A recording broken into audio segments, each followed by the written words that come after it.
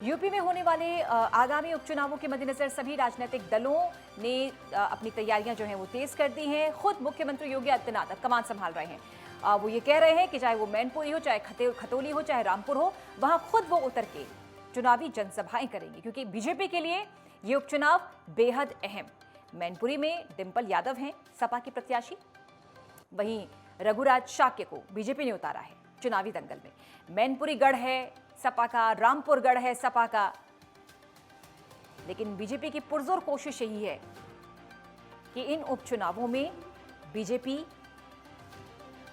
इन सीटों पर जीत हासिल करे। खुद मुख्यमंत्री अब चुनावी दंगल में है।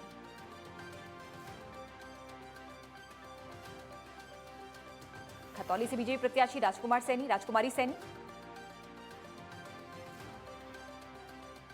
मैनपुरी से रघुराम शाक्य और कमान अब मुख्यमंत्री योगी आदित्यनाथ के हाथ। चुनावी दंगल में खुद चुनाव प्रचार करेंगे, जनसभाएं करेंगे और वोट की अपील करेंगे।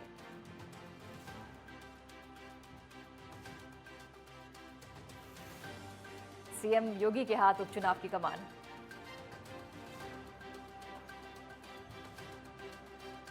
मैनपुरी से बीजेपी प्रत्याशी हैं रघुराज सिंह शाक्य, क्योंकि जो शाक्य वोटर्स हैं मैनपुरी में वो दूसरे नंबर पर आते हैं। ऐसे में ये दांव खेला है बीजेपी ने। पहले पायदान पर जो यादव वोटर्स हैं वो हैं देवेंद्र प्रताप सिंह, हमारे सहयोगी लखनऊ से जुड़ गए हैं। देवेंद्र, बड़ा अहम ये मुकाबला उपचुनाव और कितना गंभीरता के साथ बीजेपी ले रही है। हालांकि हर चुनाव को बहुत गंभीरता के साथ लेती है। मुख्यमंत्री खुद इस चुनावी दंगल में उतर रहे हैं, जनसभाएं करेंगे। जी बिल्कुल, बता दें कि इस उपचुनाव को लेकर मुख्यमंत्री खुद चुनावी जनसभा में उतर रहे हैं। फिलहाल जनसभा में उतरना मुख्यमंत्री तो जरूर होगा, क्योंकि तभी उन्हीं के, क्योंकि देखा जाए यूपी या यूपी के बाहर से मुख्यमंत्री की ही सबसे ज्यादा डंके बजते हैं। लेकिन यूपी जो उपचुनाव की अगर बात करें तो अब आज ही आप हमारे चैनल ने प्रमुखता से दिखाया भी था इस खबर को लेकर, जिसमें कि अखिलेश यादव, डिंपल यादव, शिवपाल यादव से भी मुलाकात किए थे। देखा जाए तो जो एक समय पिछले चर्चे में चल रहा था कि समाजवादी पार्टी क्या दो खेमे में बढ़ जाएगी, उपचुनाव जब आएगा तो क्या दो अलग अलग पार्टी में वो काम करेंगे, या ये भी कहीं ना कहीं बातें चल रही थी क्या शिवपाल यादव क्या बीजेपी में जुड़ जाएंगे, क्योंकि कहीं ना कहीं खबरें ये भी आ रही थी कि बीजेपी शिवपाल यादव को आने के लिए निमंत्रण भी दे रहा है, और कहीं ना कहीं ये भी बातें आ रही थी कि शिवपाल यादव बीजेपी जा सकते हैं। लेकिन अब ये बात खुल के साफ हो चुका है कि इस उपचुनाव में समाजवादी पार्टी पूरी एक तरफ और भारतीय जनता पार्टी पूरी एक तरफ। लेकिन जो आपको बता दें कि मैनपुरी में जिस तरीके से जो कैंडिडेट उतारा है, पहले तो ये लग रहा था कि क्या मुलायम सिंह यादव की जो सीट है, क्या सच में जो समाजवादी सीट कहलाई जाती थी, क्या वो सच में बीजेपी भाजपा की सीट कहलाई जाएगी। लेकिन भाजपा ने कहीं ना कहीं एक ऐसा षड्यंत्र, एक ऐसा पत्ता फेंका है जो वहां के लोग काफी ज्यादा परेशानी में हो गए। वजह यह है कि उस कैंडिडेट को उतारा जो पहले से ही समाजवादी थे, अखिलेश यादव के करीबी थे, शिवपाल यादव के भी करीब थे, यहाँ तक कि खुद मुलायम सिंह यादव के भी करीबी थे। लेकिन आज उस कैंडिडेट के उतरने से कहीं ना कहीं गर्मा गर्मी तो जरूर हुई है।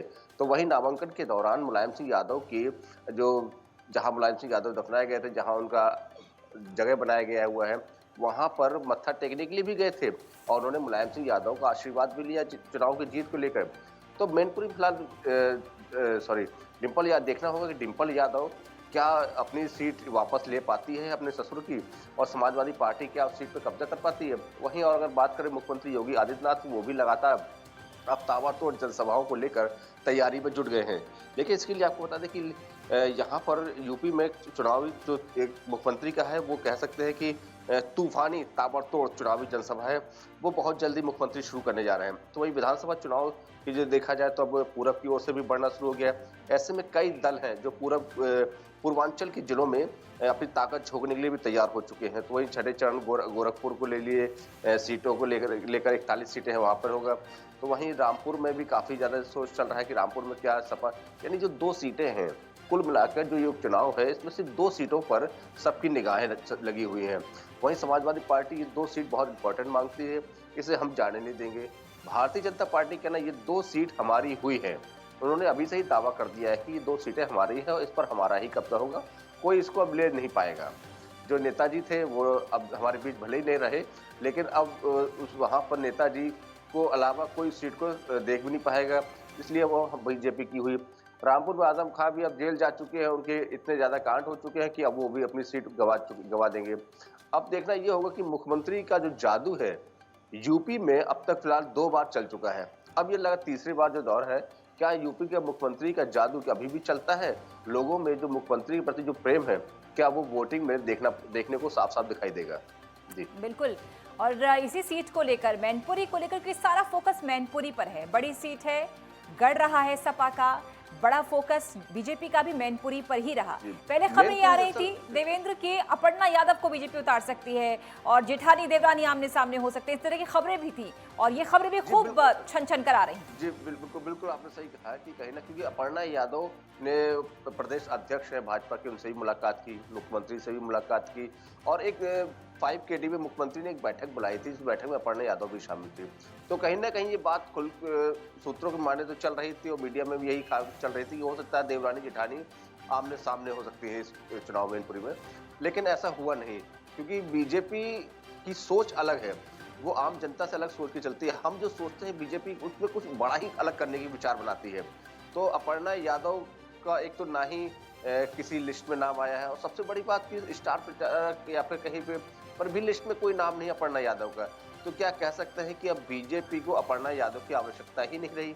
ये भी कह सकते हैं कि अपर्णा यादव अब दूर दूर तक कहीं नहीं है, बस अपर्णा यादव बीजेपी की स्टार प्रचारक रहा करती थी, लेकिन आज जो लिस्ट आई है उस लिस्ट में अपर्णा यादव की स्टार प्रचारक कहीं कोई दूर दूर तक कोई नाम नहीं है। देवेंद्र बताइए कि कितनी जनसभाएं करेंगे मुख्यमंत्री? बता दें कि अब मुख्यमंत्री की जनसभाओं को लेकर अभी कुछ ज्यादा खुलकर सामने नहीं आया है, लेकिन इतना जरूर है कि जनसभाएं जो बताई जा रही है 29 कुल जनसभाएं मुख्यमंत्री के लिए है, लेकिन अभी उन 29 जनसभाओं का कोई एक कह सकते रिकॉर्ड नहीं है, लेकिन जो सूत्रों के माने तो ताबड़तोड़ जो जनसभाएं हैं वो 29 जनसभाएं मुख्यमंत्री कर सकते हैं। इसको लेकर इसके अलावा बस्ती, देवरिया, महाराजगंज ऐसे कई जनसभाएं हैं जो उसमें शामिल होंगे और कुछ महत्वपूर्ण ऐसी जनसभाएं हैं जिसमें सूत्रों के माने तो प्रधानमंत्री नरेंद्र मोदी भी शामिल हो सकते हैं उन जनसभाओं में खासतौर पर। देवेंद्र, हर चुनाव बेहद अहम होता है और हर चुनाव का इम्पैक्ट कहीं ना कहीं दूसरे चुनाव पर भी होता है, क्योंकि हिमाचल गुजरात का चुनाव है, उसमें भी खूब तैयारी के साथ बीजेपी जुटी हुई है और 2024 का भी टारगेट है। यानी ये मैनपुरी, रामपुर, खतौली का जो भी जन संदेश आएगा उसका प्रभाव निश्चित तौर पर कार्यकर्ताओं का मनोबल तो बढ़ता ही है, लेकिन इसका इम्पैक्ट बाकी चुनावों पर भी पड़ना तय है। जी बिल्कुल तय है, क्योंकि हिमाचल प्रदेश में जिस तरीके से मुख्यमंत्री का लगातार दौरा रहा है, स्टार प्रचारकों में मुख्यमंत्री प्रथम स्थान पर सबसे नाम था। तो हिमाचल प्रदेश में मुख्यमंत्री का लगातार दौरे पर दौरा था, वहां का जो रिजल्ट है उस रिजल्ट का असर कहीं ना कहीं यूपी में पड़ेगा और यूपी का जो रिजल्ट आएगा वो 2024 को साफ कर देगा कि 2024 में आगे किसकी सरकार बनती है, किसकी नहीं बनती है, क्योंकि ये चुनाव जो है कहीं ना कहीं बीजेपी के लिए बहुत इंपॉर्टेंट रखता है और समाजवादी पार्टी को इसलिए इंपॉर्टेंट रखता है क्योंकि वो उसका अपना गढ़ माना जाता है, एक परिवार माना जाता है। उनका कहना, समाजवादी पार्टी का कहना है कि मैनपुरी मात्र एक सीट नहीं है, वो एक हमारा परिवार है, वो कोई छीन नहीं सकता है और परिवार से कोई अगर बाहर का व्यक्ति भी कोई आएगा तो सिर्फ मुंह की खातिर लौट के जाएगा वापस। और सेम यही आजमगढ़ वाली भी कहानी थी रामपुर को लेकर। लेकिन अब जो समय आ गया है ये 2024 वो समझ लीजिए एक डंका चोट देने वाली बात है। अगर मुख्यमंत्री इन दोनों सीटों पर कब्जा करते हैं, भाजपा इनका अपना झंडा लहराती है, कमल खिलाती है, तो 2024 में कोई बड़ी बात नहीं है कि भाजपा फिर से प्रदेश में अपना कमल खिलाएगी। बिल्कुल, और सपा के लिए प्रदेश स्तर पर बहुत बड़ा झटका, क्योंकि अब तक जिसका डंका बचता आया सपा का जिन क्षेत्रों में, वो भी हाथ अब सपा के नहीं रहेंगे। चलिए, शुक्रिया आपका देवेंद्र प्रताप सिंह। अपडेट हम लगातार आपसे लेते रहेंगे। फिलहाल के लिए शुक्रिया।